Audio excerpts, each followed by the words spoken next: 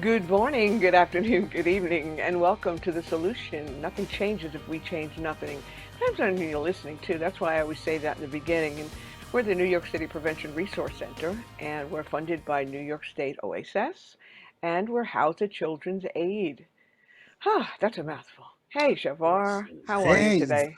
I'm doing good. It's been a while as far as podcasting, but I saw you the other day.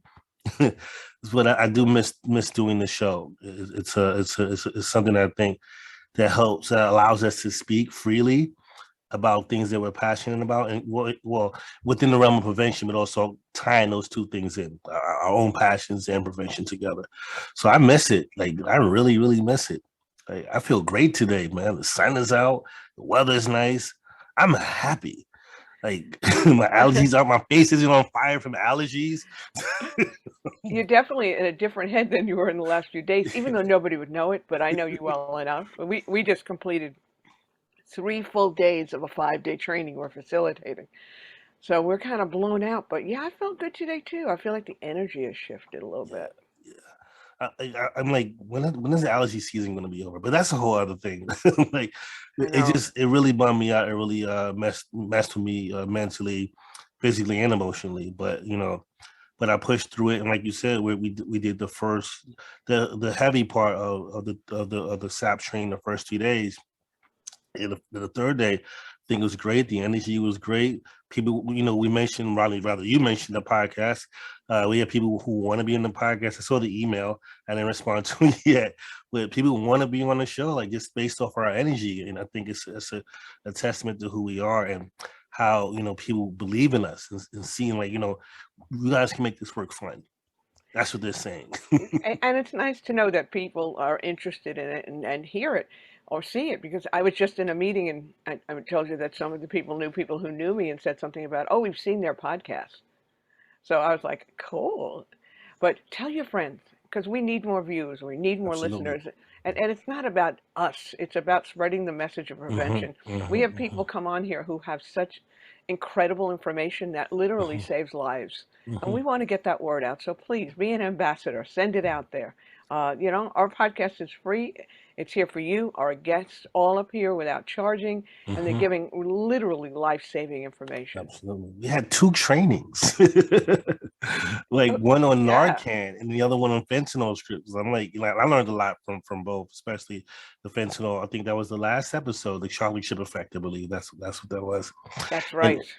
I learned a lot. Those things I didn't like. Again, why would I know those things unless I'm trained in it or participate in that life? But having that information, I thought was great, and I hope the listeners will feel the same.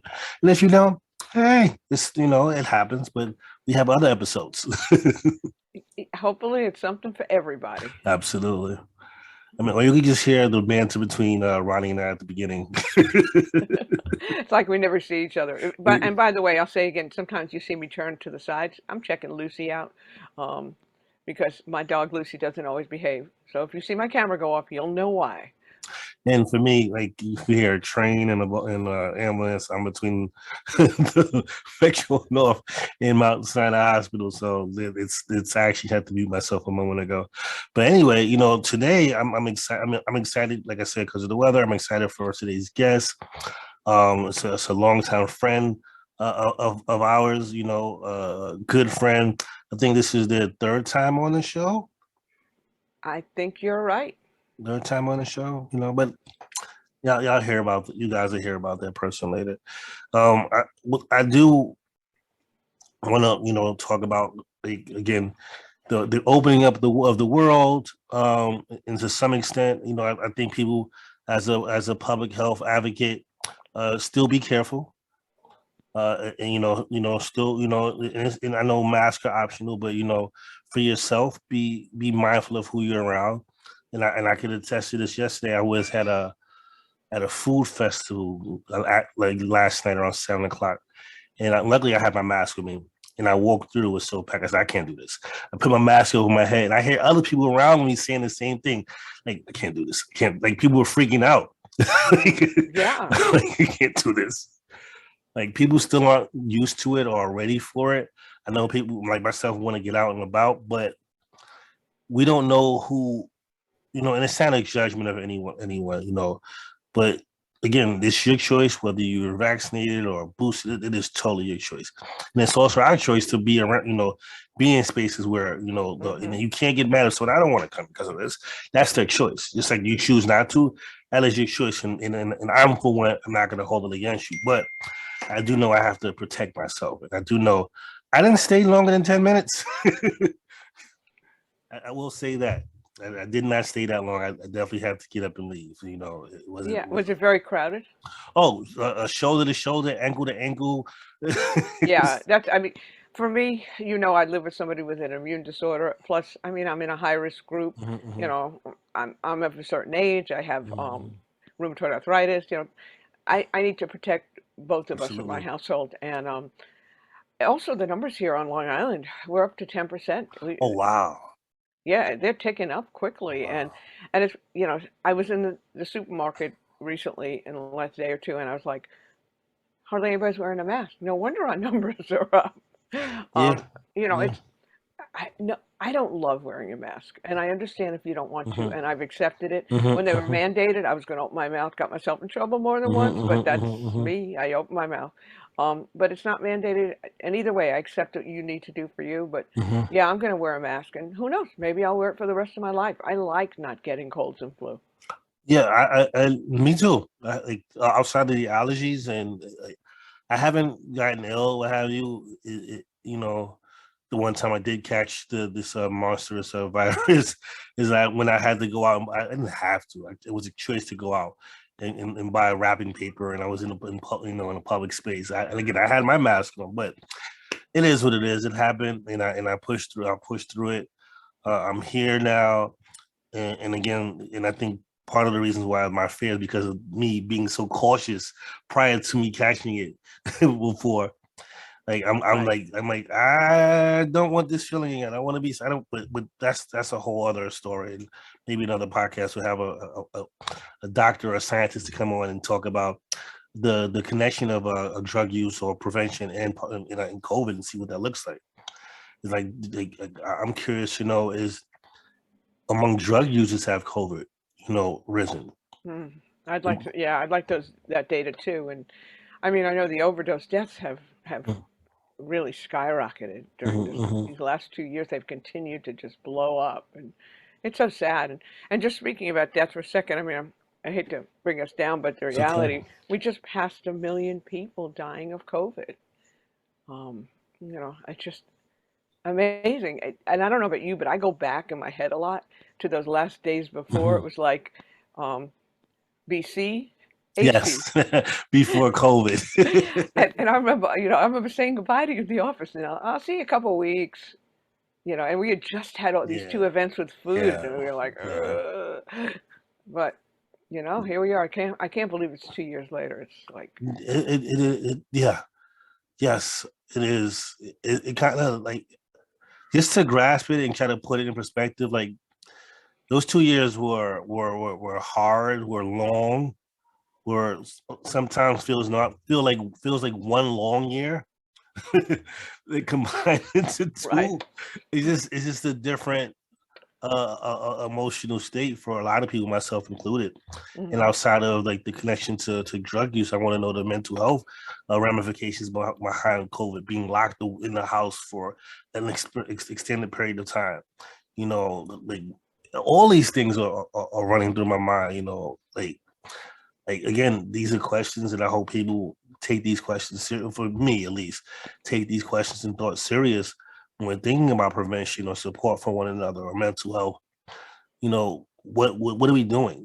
Like again, this is again your choice, your life, but don't be empathetic to others, checking on one another because again, I'm not sure how many people during the lockdown were checked in on. I know specifically myself, I made sure to pay for a pro account, a Zoom account, so I could have meetings with my families at least once a week, and check in family meetings, just to say what's up and say, just to do that. Like I shared, like my mom used to do cooking lessons for all my cousins and stuff. Like those are the things that I think were helpful and actually made a stronger bond amongst myself and my cousins. Yeah. And I think for me, the lesson learned is learn from this in a way. Mm-hmm. Don't stop getting in touch with people or doing Mm-hmm. this, because a lot of Mm-hmm. people we don't get to see in person anyway. But Mm-hmm. we were connecting with them over Zoom and other types of applications. Like, why stop now? Mm-hmm. Because a lot of these were people that I wouldn't have seen. Mm-hmm. Mm-hmm. Like, and I mentioned this during our training, like Ronnie said earlier, that my group of friends and I, we used to go to brunch all the time, and because brunch was no longer a thing for a while, we had to think like what kind of music you listen to during brunch. So we made a brunch playlist just to remind us, right? One day we'll be back there, but at least you have the Hmm. music to remind us of the fun times when we go out and eat with one another. Like it was cool. Again, we had this group chat.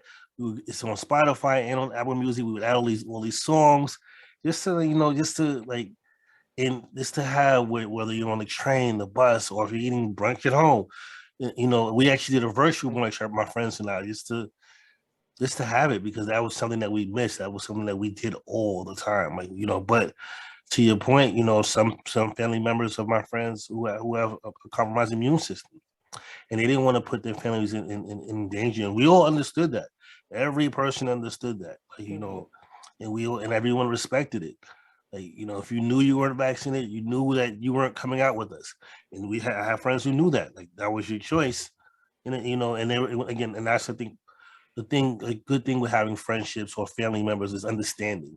And Hmm. even when it comes to prevention, or supporting women's mental health, understanding, finding out how to meet people where they are, Right. and help them understand, and help you understand, not only them, but you also understand, how to move forward and how to support one another. 'Cause I think sometimes support is a one-way street, Hmm. and we talked about this in the previous episode, where being the strong person and no one checks on you because you're always supporting others. Reverse that, people. Do a boomerang, have the boomerang effect. Like, throw it back to that person, check in on Right. that person. And as somebody who was always like, I don't To like play a to. show or movie on a TV with Oh, okay. I've always considered kind of like the go-to person among my friends. I used to, before I got into recovery, I used to be the friend director, because I think I had to direct everything to make sure that I wasn't by myself, that there were people around me. But it got to the point where everybody relied on me, and sometimes I realized I've got to ask them. I've got to say, hey, once in a while, I need you to check in on me, because if I don't tell them, they don't know. This is true. People don't know. I that was a standard I always practiced. I will never know until you tell me. I will never know. And sometimes people want you to be mind readers, or they give you hints. And the unfortunate part is you have to pay attention to those hints. That's right. And it's like, all right, do you want some support? Yes, you know this. Well, I'm It's going to hint right now that there's somebody at the door. absolutely, there's always someone at the door when I'm talking. Theoretically, it was when I was talking, but This is it's true. okay. This is true. This is true. This time it was you. Okay, yes, it was. And I see our guest arriving, one of my favorite people in the world, Venus. Hi, everybody. Good afternoon. How you doing? I'm well. How are you guys? We're good. Really good. Good. We were just talking about friendships and checking in on people, and how sometimes those of us who are in that role where people perceive us as the strong one forget to check in on us. Oh, yeah, that's a very important topic and very relatable at this time. Thanks for having me. Yeah. Well, Venus, we know who you are, and people probably do as well, but you want to tell them again who you are. Sure. My name is Venus Moore. I work with the Bronx Problem Gambling Resource Center. And I've worked under Ronnie, the amazing Ronnie Katz. In my past life, not my past life, but my past job, she's basically introduced me to prevention, and basically put a name to the work that I have been doing with Chevar in the prior years. I'm very excited to be here because I have a great relationship with both of you, in my own unique way. And it's amazing that you two are working together because it's like a powerhouse. So that's a little bit about me. And I'm just excited to be here. Well, we're excited to see you, and congratulations are in order. You just won an award the other day, which I was so excited about for Oh, you. thank you. Yeah, thank Yeah. you. Cap. Very special. So it's Okay. the member of the year. Is that what you? Yeah, coalition member of the year. Yes. So That is so cool. Yeah, Well, thank you. you very much deserved it. Super cool. I saw it. I was like, all right, there we go. That's what I'm talking about. That's what I'm talking about. Shout out to Venus. Thank you. I appreciate that. Well, you hadn't been on in a while, even though we Mhm. see you all the time virtually. I haven't Absolutely. seen you in forever to hug you, but hopefully that'll be soon. Yeah. Um, and there's so much going on, and a few weeks ago, I sent you a text because I was Yes. very disturbed by what I saw on the train. I was sitting there on the subway, and I saw a whole, like the entire side of the subway was plastered with with advertisements for a gambling app. And it wasn't just like 3 or 4 panels, it was the entire car on one side. And it just freaked me out. I thought, for people with an addiction, this is just like, come on in, the water's fine. And I immediately contacted you, and I think this is just a really timely period for you to come on and talk about it. So what's going on with all of that? So, yes, thank you, Ronnie, for bringing that up because it is everywhere. It's funny because I was checking on a friend today, and he was telling me how he was stuck somewhere and he couldn't check his FanDuel app. And I was just like, oh man, I'm not even gonna tell him what I do. But it's definitely new trend and it is amazing, and I think amazing in the way that you see it everywhere, right? So people are talking about it, and it's kind of scary for me because we work in addiction field and we know how addiction can definitely take over one's life, and then we also see the part of how it can take over and impact the community, right? And so it's kind of scary because, the ads and then the cashless systems is very enticing, to people, people who are not even, who were never even thinking about gambling are now like, oh, what's this? And then, we have our stars, I want to say some of our Black heroes who are on, the screens, and it's just like, it's very enticing. So it's a scary time.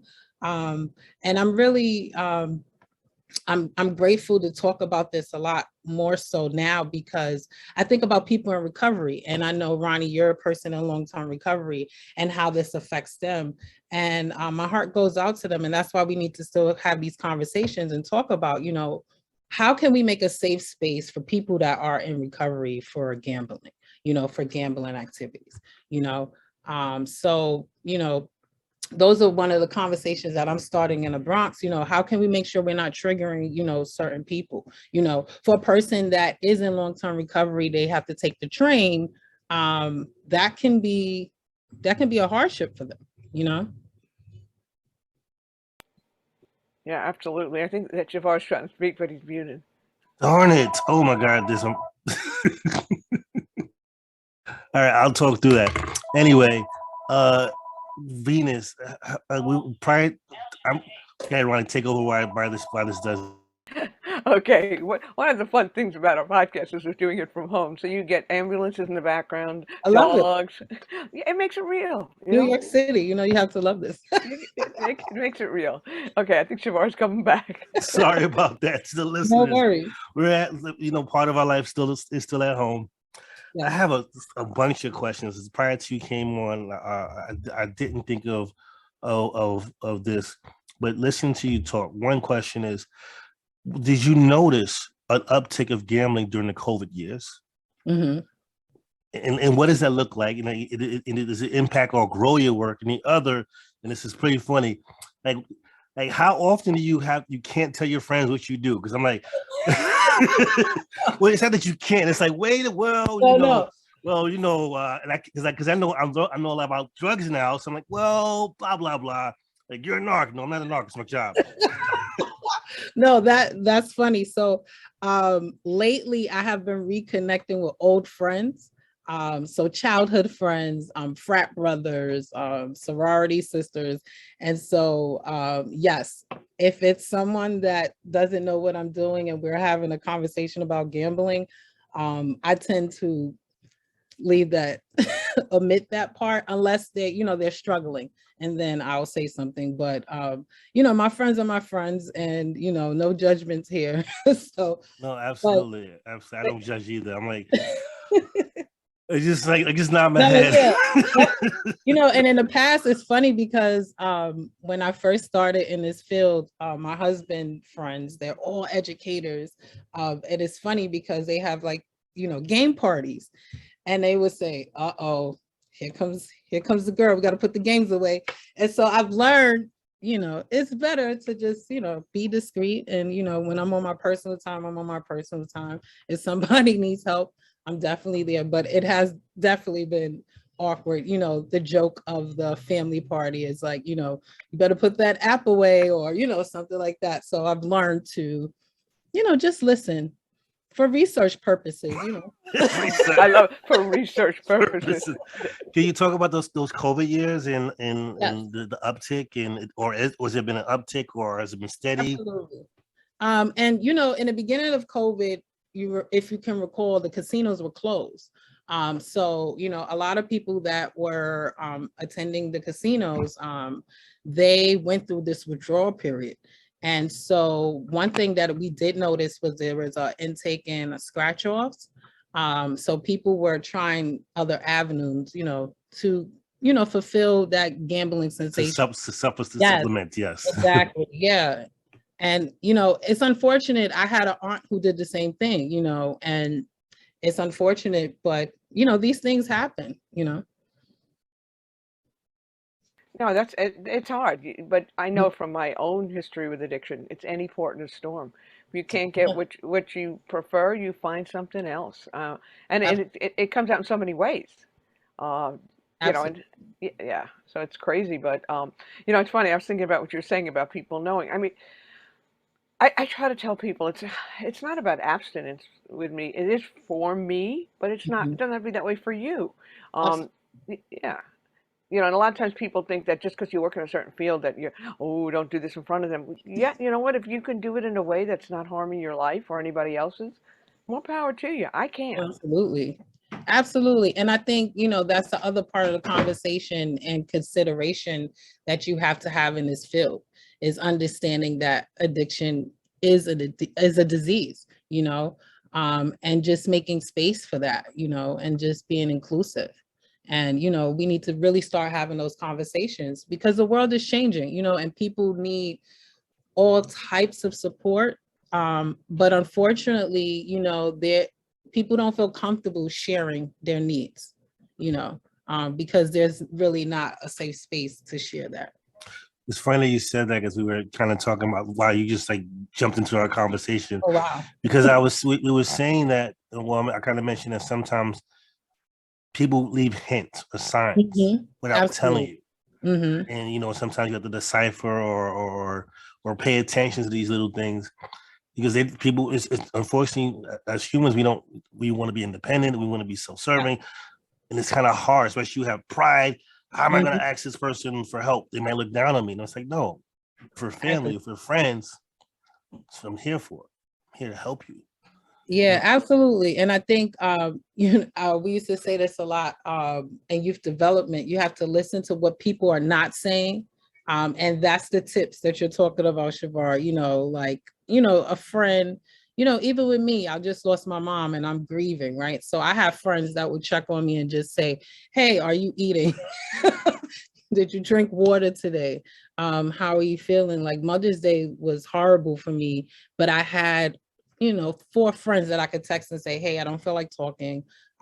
Check on me in the morning. And I think that's important. It's okay to feel sad, but you need to have like a plan, an action plan to say, okay, I allow myself like, okay, you can only feel bad about this probably for like a day or an hour, depending on the situation. And I think, allowing your feelings to feel, that's a part of healing, if that makes sense. And we all need each other, especially at this day and age. Like everybody is going through something, everybody, every culture has a history. Everybody has a story. And I think it's very important that we talk to each other and listen. I do have another question. Yes. I have a bunch. She's like, I always say I practice as a listener also. And earlier you talked about having a safe space for those in recovery for gambling, similar to other addictions. What do you think that will look like? Like, is there an idea or is there advice for those who live with people who are struggling to practice at home to make that space safe or comfortable or you get what I'm saying, right? Yeah, no, definitely. And that's a great question. We have a peer that we work closely with that's in recovery for gambling. And he says right now it's a difficult time for him because of the ads and just, the promotion and, gambling is everywhere. Even if he's listening to sports, it's just a lot, right? And so he says for people in recovery to have their starting five people, their starting five players. So it can be, your therapist, the PGRC, a friend, a dog, a book, something to get you up and moving, a gratitude list, something to keep you grounded. Because, all of these things are just distractions. And then those distractions, definitely can feed into the addiction and you just feeling like hopeless and lost, right? And so it's all about, keeping a positive perspective. And that's one of the things that, we try to promote. And I think just creating a safe space, that's a little tricky, one of the things maybe just having environmental strategies. I'm going back to my preventive side, they're like, yes, environmental strategies that will address, some of the promotion that goes on in the urban areas and, some of the communities, just having safe spaces, maybe in arenas where, there is no ads or there is no enticement or, people can actually enjoy the game, so maybe there's a different type of headset where we're not talking about who bet what and who did what and, stuff like that.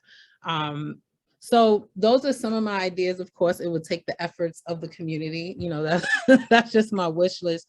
But, even on TV, having a limited amount of, some of the things that we say, just being mindful that, people are in recovery for gambling. Those are great tactics because I think back a lot. I'm coming up on, I can't believe it, 25 years in recovery. And I know there have been times, and it does, thank you, I'm not there yet. I'm there today. But I know the first year or two, it was really hard. And then there have been subsequent times when I've had losses and things. But I remember I had a plan. If I was going to go to a party and there were things there that were not safe for me, or if I didn't even know, I had a plan. I had a safe person. I would tell the host usually because I wouldn't go to parties unless they were someone I really knew well and respected me. And I knew what I had to do because I know that I can get sucked in so easily. And this triggers everywhere. So, we're all dealing with PTSD right now of some sort. And that's in addition to the PTSD that so many people are dealing with it just in their lives. But these last 2 years have been devastating. And just, we keep seeing these grim reminders. I'm a really up person, that, and I'm really spiritual. And lately it's been hard for me to get out of bed. I've been struggling and it's just so important to be able to talk about it with people and know that you have people in your life. Absolutely. I think that's the key right now. Just to try, if you have one person, my grandma used to always say, if you have one friend, you're rich, and when you say a friend, it's like a person that you could count on. You could just sigh and they're like, oh, you're having that type of day, people that you can rely on. I do like the fact that you said with love that if you have one person, you're rich. And sometimes people think of rich as like something monetary.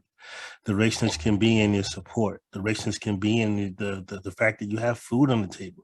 Richness can be in that you have time, that you have creativity. That's where I think people need to look deeper into the words and expand the thoughts of the words. Absolutely. Like rich does not only mean monetary. Rich, like you said, you got a friend, you got someone to support you, right? Not everyone has that. Very true. Like, just like not everyone has $1 million. Yeah. Yeah, and even people who have financial riches. I mean, just recently, Naomi Judd took her own life, and it was revealed this week that it was a firearm that did it, and it happened in a split second the day before she was going to get the biggest honor of her life. So, Wow. we never know what's going on inside a person.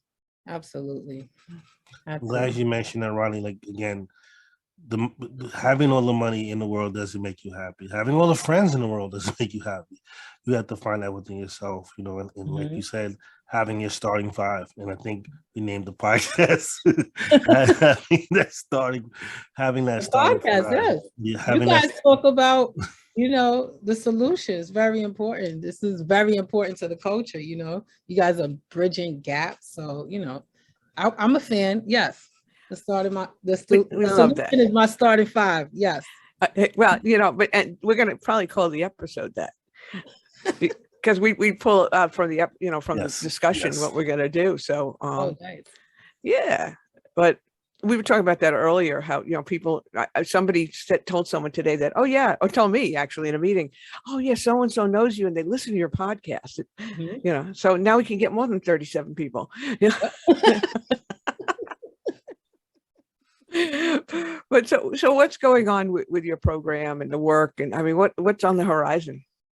Ooh, so we're really busy. Right now with the Bronx, we're working on a couple of trainings. Where the first training that we're about to roll out is how to engage the Hispanic population. And so I'm going to present some of the work that I've been doing around Hispanic community and how to keep them engaged and things to do, pretty much, to introduce them to treatment. What I'm seeing is a lot of people of color, we know this, they look at treatment differently. And so we got to look at different strategies of how can we engage that population, and they still get the services that they need and the treatment services that they need. But as you guys know, community readiness is very important. Look, I thought I would be giving up all of this, the spiff and all of this, and it follows me. The spiff follows me. But that goes to my second point. We're working with the spiff model as well, the whole agency. So I was like, God darn it, Ronnie, if she didn't say Totally, with you for life. It's stuck to you. Yeah. So, so we're excited about that. We're just trying to really engage the entire community, and we're working with the Asian population right now. So we have a new project, and that's really going to be in Queens and Brooklyn. So we're excited about that. And we've been busy with coalition work. We've been busy with Oasis alumni. We've just been making connections, and I've been, doing a lot of food pantries, volunteering, because I think it's very important. A lot of people are in need, and I just think it's important just to give back and just to volunteer. Yeah, I love that. And you mentioned the Asian community. We have a coalition in Chinatown. Oh, nice. So definitely. Yeah. So that I'm sure they'd be interested, because that's come up in our discussions. They're a brand new coalition, but without a name still. Oh, the babies. I love it. Yeah, I know. But it's, this work is so interrelated. I mean, it's prevention. It's all coming out of the same disease. And I remember years ago, the fellowship that I got into recovery with and still, I'm part of, they were having their annual World Convention in Las Vegas, and people went crazy on them. They said, what are you doing? Why are you bringing a bunch of people in recovery to Las Vegas? Are you looking for relapses? Because it's all part of the same disease. It comes out sideways sometimes, but it comes out no matter what. Yep, absolutely. Yep. And that's one thing that I love about this work. It's like a braid, it's intertwined. So it's a small world, of people who just want to help people, be better people. Very cool. I love that. It's, really what we do is so similar, but it's true. You worked with us and you did such great work, and then thank you. You're welcome. And then now you're doing work that's still, it's very much like this work. And I like that we're all, like, the departments have now been merged into, it's not just gambling prevention and, and drug prevention. We're part of the same title now, and it's because, again, it's all about addiction. I say this all the time. I said it at our training yesterday, that we don't have a drug problem. We don't have a gambling problem. We have an addiction problem in this country. Yeah. And until we look at why people are getting addicted, we're not going to make headway. We're going to help them, piece by piece, person by person. But if we want to have lasting change, it comes down to systems and equity and providing people with everything they need to succeed in life. And we're not there. We are not anywhere near there. Yeah, we have a lot of work to do. Hell yeah, we really do.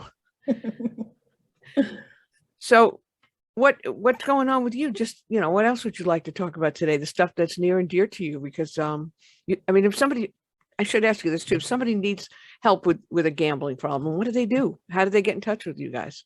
So if someone needs help with gambling, you definitely could call our number 929-222-9566. Or you can email us New York City PGRC at nyproblemgambling.org, or you can Google us. Just put gambling problem and we should pop up. Because I know sometimes it is a lot to get all those hashtags and NYPGRCs. We are acronym crazy in New York City. And sometimes it is a lot. So if someone is struggling with a gambling problem, please, just email us, Google us. We have an e-screener. So even if you're not sure if you have a problem, you think you have a problem, it's confidential. And once you take the screening, it's about 10 questions. It's really quick. It will take you to a link that can help you get help. So you can go, see a clinician, or you can partner with some of our recovery groups. We have GA and Smart Recovery. So just give us a call. You can email us. You can access any questions you have. A lot of times we have family members that call. That's one of the things that is different with gambling versus substance misuse. Majority of our calls are family members or a loved one. Usually they're really fed up with the gambling situation and they need help. So a lot of times, I like to say the fish can't see the fishbowl. Like when it comes to gambling, usually the person that has the problem really doesn't understand or know they're creating a conflict in a household. And so usually a lot of times it is a loved one that is calling. And we have treatment for loved ones as well. So we have family groups as well. So even say, you just want to get clarity, on what's happening in a home or with your husband or your son or your loved one. We have family groups with licensed therapists, and they run the groups and they help you understand, the gambling addiction side of it. I do have a question. I said it earlier. I know we're coming closer towards the end, but this question is for you, Ronni, and everyone who's listening. Mm-hmm. And definitely, this is like a call to action. Please write this in on social media if you see us there, or on YouTube, what have you. What's your starting five? Oh my gosh, my starting five. Take a moment to think about it while I share my starting five. My starting five, like in those who listen to the podcast and who knows me, the sun is a part of my starting five, right? My children is a part of my starting five. Like whether it's a picture or hearing their voice, like they are the sun and the moon combined. Aww. My third thing, give me a book, something to draw. If I can sit down and draw, because it puts me in a different space. I remember when I used to design clothes, like whenever I'm drawing or designing, I forget everything. Gotcha. I forget everything. Some music. I love music. Music soothes the savage beast. Very true. And my last, this is a tough one, man. Like that's the one I was struggling with the most. And I might have to have like a 6-man off the bench. But but my last is just the fact that I wake up. That's waking up. I know that there's a lot to unpack there. Yeah. But like anyone who knows me personally. Like I wake up with a smile on my face. I wake up happy. I'm the one person one of the few people in this world who don't mind Mondays. It's Tuesdays that bother me. Very unique. Yes. Who wants to go next? I guess I could go, so I won't think too hard. My starting five, definitely my son. My husband, they have to have their own because they're two different people. I would say my creativity, me just being creative, and whether that's on a graphic, I've been doing some art. I don't know if you guys can see it, but I've been doing some art. And music. Music is, like you said, it keeps me balanced. That was 5, right? I hope so. I lost count. Ronnie, do you have a starting 5 that you Oh want my to share? God. I have like starting 20, but if I got to start the first thing, well, waking up, yeah, but feeling a spiritual connection. Because that, no matter where I go from there, that connection has to exist for me, and that goes into many layers. So I mean, that's where I have my starting 20 in that one. But my wife, my dog, my colleagues and friends, who are part of the world I work in. I mean, having the passion for this work and a team like I have and colleagues, it's just like you guys just energize me. I could be having the worst day, and all of a sudden we start talking and we start working, and it's like I'm lifted, and that's important to me. My friends, I have the most amazing friends, and I have my inner circle, and I'm sure each of you knows what I mean. And I just know that no matter what, I can just reach out to them and they're there. And music, of course, even though, I don't play my music the way I should, I always can go back and listen to it or pick up my guitar and just, have it be a part of my life. There's so much more, but I'll end it with the 6th one, and that's my gratitude. Because if I'm having the worst day in the world, I can go outside and do a gratitude walk and say, okay, what is it, everything you're grateful for? And then I have to notice. But I'm going to stop there because I could keep going. Likewise. Yeah. I have an extensive list also, but Venus, I'm definitely going to practice it. I'm actually going to probably put that in my personal social media, asking people what are their starting 5, like to help them get through life and what have you. I think that's a really important thing we need to all look at, and if you don't want to, that's okay. That could be, but for those of us who want to figure out a way to help through certain pains or certain struggles, having that starting 5, like having something that you can rely on, whether it's drawing, like music or dancing or eating, whatever the case may be, that makes you happy. Absolutely. That helps you push through and persevere, whether it's drug addiction, gambling addiction, and everything else under the sun. Like, how do we, or whatever vice you have, you need some sort of support. Maybe we should all just looking into creating a starting 5. Well, I think we have an icebreaker for next week's training. We do. And we have some NYC pop posts. We do. Wow, this thing's gonna just like mushroom. See what you started.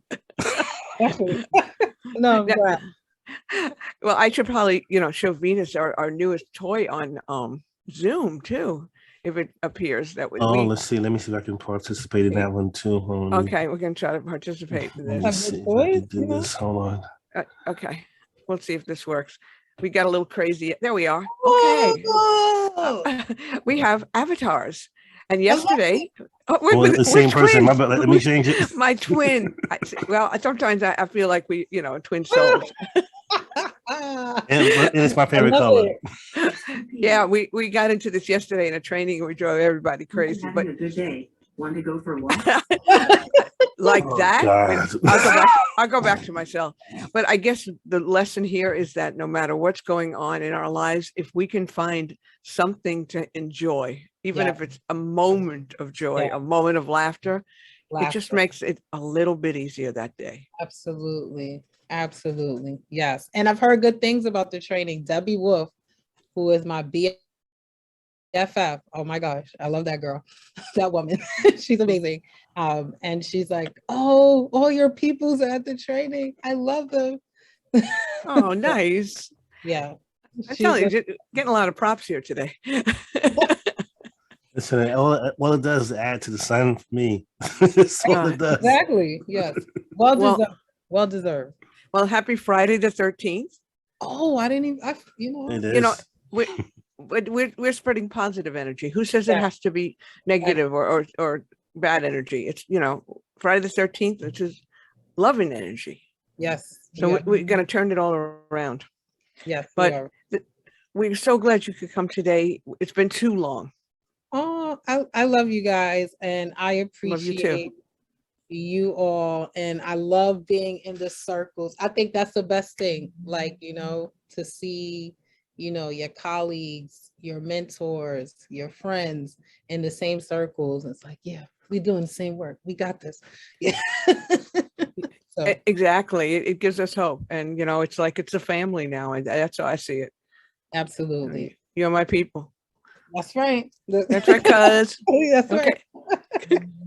All right, Vita. We'll see you again soon. Thank you so All much right. for Have a coming. good one. You too. Bye. We'll be in touch. Take care. Oh, I always feel so uplifted when I've been with Venus. Absolutely. And I apologize for all the background interruptions.